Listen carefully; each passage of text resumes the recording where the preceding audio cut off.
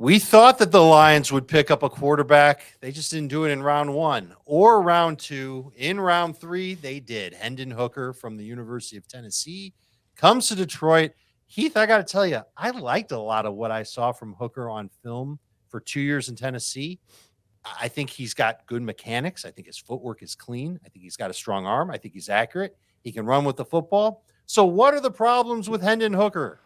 He's 7 months older than Jalen Hurts. You better be good at college football if you're 5 years older than everybody else at that level that you're playing against. That's basically what it is. And not just that, he's also coming off of a torn ACL, probably not going to be ready for the start of this season. So, more likely than not, I would say, especially as good as Jared Goff was last year, he will be 26 years old before we see him play football in the NFL. So this is an interesting pick, and I'm sure the Lions are thinking that it's more of a value here, and maybe Hooker works his way into a starting role eventually. But because we can't count on him to contribute in 2023, easy guy to wipe off the map. And it does give some interesting value to Jared Goff in 2 QB leagues. Could be one of those priority quarterbacks that you take maybe somewhere between 18th, 19th, 20th quarterback off the board in redraft superflex in 2 QB leagues. So now let's pivot to Dynasty.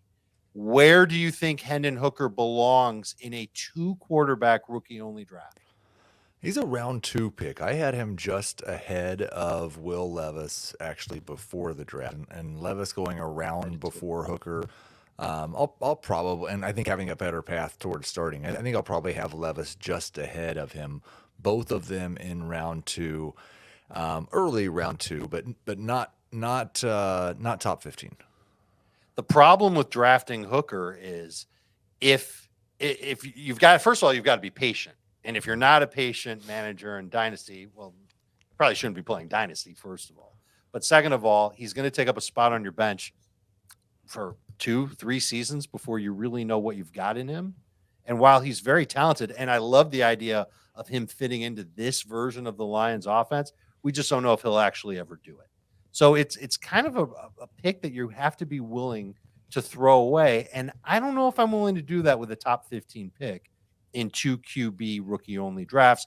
I would probably hope to get him toward the end of round 2, beginning of round 3, when you look at the draft board and you go, I don't know if I can trust any of these guys. I might as well just wait and see what I get with Hendon Hooker by the 2024 season, maybe the 2025 season. And I think you'd say the exact same thing in a 1 QB league that's rookie only, probably more of a mid round 3 type of pick, particularly because you just have the exact same problem. You've got to be patient to wait for him. Am I right on that, or do you think That's people right? should I do get a think little aggressive? I think there's an argument that he is. Well, first off, in a 1 quarterback rookie only draft, there's no way I'm taking him before round 3. And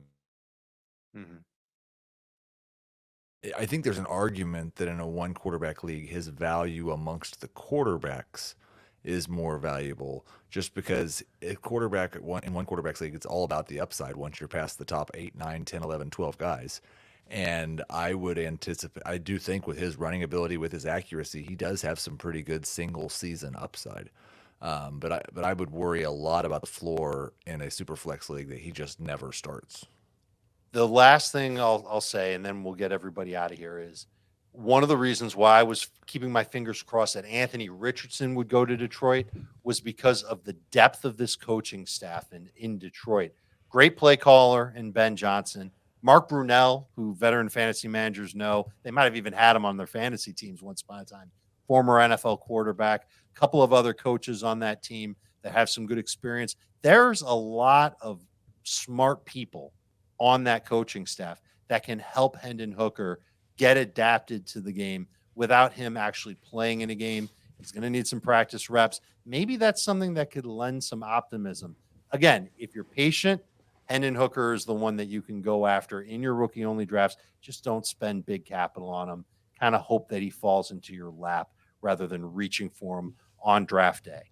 That'll do it for this video on YouTube. Please like and subscribe, and we'll help you win your fantasy leagues. It's Fantasy Football Today from CBS Sports.